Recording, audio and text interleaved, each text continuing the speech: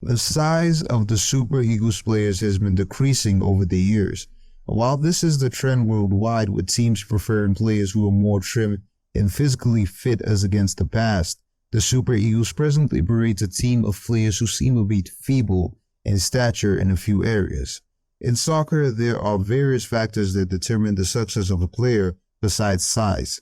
Some of these include technical skill, intelligence, physical strength, stamina, and consistency. Is the recent trail of inconsistent results by the Super Eagles related to their size? Are the players sufficiently technically gifted, or is coaching a more relevant reason for this? Let's get into it. To start, this video is not intended to suggest in any way that size is the main factor that determines the performance of a player. We would like to clarify that we feel that the part it plays cannot be overlooked, and it should be taken seriously when putting together a team that can compete with the best. We will look into what role it plays in the performance and career of a player and use the Super Eagles as guinea pigs in assessing the holistic effect of the factor at a team level. In our opinion, the following are some of the ways in which height gives advantage to players in the field. Aerial dominance. This one is pretty obvious, as height and physicality often grants players an advantage in aerial battles, particularly set pieces and defensive situations. Taller players possess the ability to win headers and clear the ball effectively, making them valuable assets in defending corners and free kicks. The influences of set pieces and tightly contested matches cannot be taken for granted. Being able to effectively defend these situations with tall defenders good at defending high balls and crosses can make a lot of difference. The Super Eagles has no issue here, as we have a pool of tall defenders, with Semi Ajayi topping out at 6'4" and potentially Tosin Adarabioyo at 6'5". Height advantages extends to attacking situations as well, where towering forwards can excel at scoring goals with well-timed leaps like Victor Osimhen does.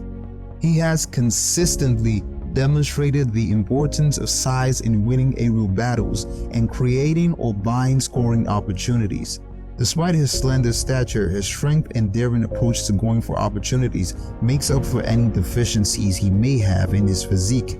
The only drawback to his stature is his being prone to injuries, and so we hope he stays out of more major injuries for as long as he can. However, in defense, the slender stature of our tall defenders may be a source of concern. Strength and physical presence. Soccer can be a highly physical sport, and players with a large build can use their strength to their advantage. In battles for possession and in holding off opponents, physicality can provide an edge. Stronger players can shield the ball effectively, hold up play, and outmuscle opponents in crucial situations. Additionally, physical presence can intimidate opponents, creating psychological advantages that influence the game. Players like Nemanja Vidic and Sergio Ramos have exemplified the impact of physicality in their defensive performances, just like Didier Drogba did in attack.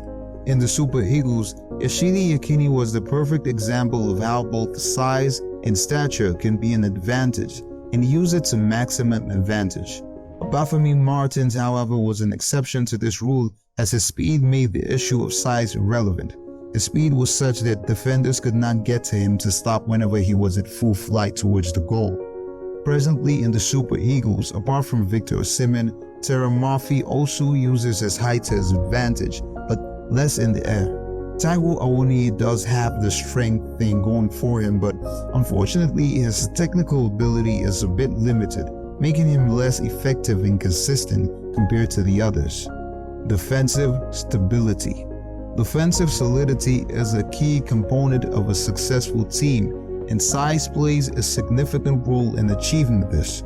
Central defenders with great height and physical strength can be formidable opponents for opposing attackers, making it challenging for them to win aerial battles or penetrate the defensive line. Additionally, size can provide an advantage in marking opponents during set pieces, limiting their scoring opportunities. Players like Virgil van Dijk and Giorgio Chiellini have showcased how their physical attributes contribute to their defensive prowess and make them highly effective in thwarting opposition attacks. This, however, needs to be balanced with speed and tactical awareness, as there is nothing more unfortunate than a tall player who consistently gets left in the wake of smaller, faster players. Attacking strength. A target man is a striker who excels at holding up the ball, bringing teammates into play, and creating scoring opportunities for themselves and others. Like mentioned earlier, size becomes particularly crucial in this role, as taller and more physically imposing players can effectively receive long balls, shield the ball from defenders, and provide a focal point for the team's attacking play.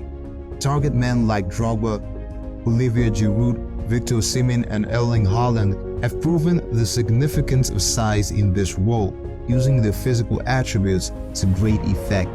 Wingers are often considered immune to this need for size to gain advantage, while attacking defenses, as they usually depend more on bombing down the flanks at top speed than just jostling with defenders.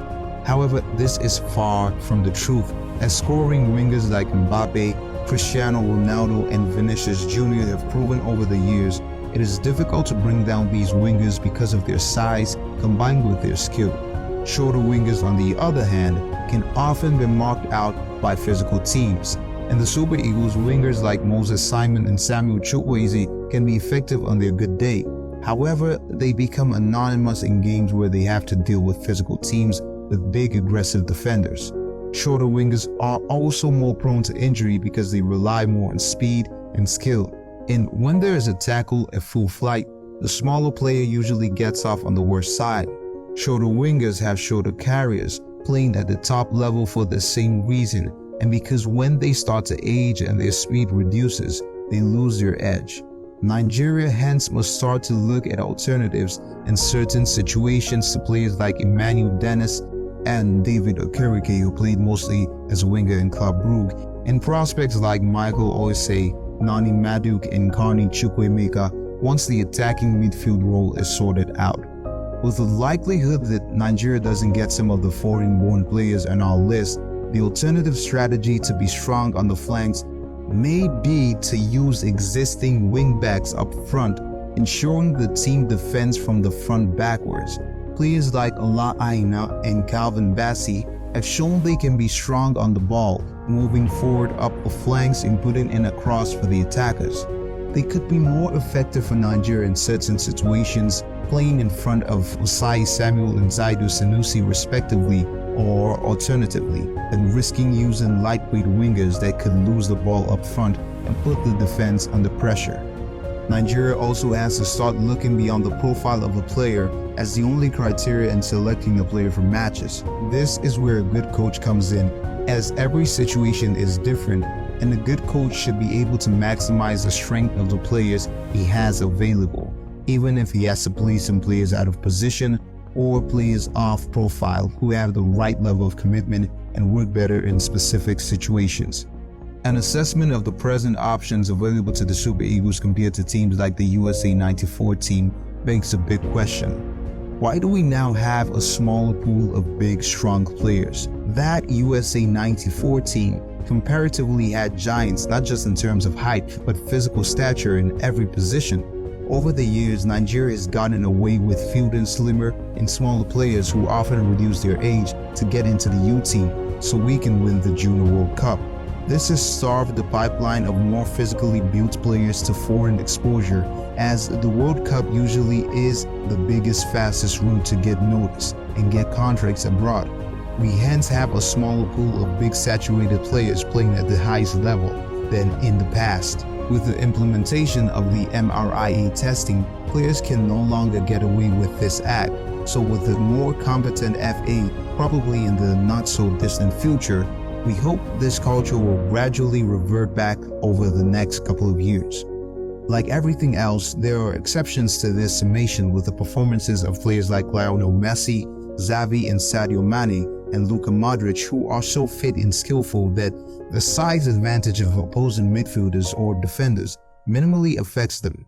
The issue then must be that when size is a disadvantage, then the physical fitness, aggression, self-belief, and exceptional skill will be the balancing factor. Ultimately, soccer is a multifaceted sport where a combination of physical attributes and technical skills can create a winning formula. The impact of size should not overshadow the importance of skill and strategy, as players of different sizes can excel in different positions and roles.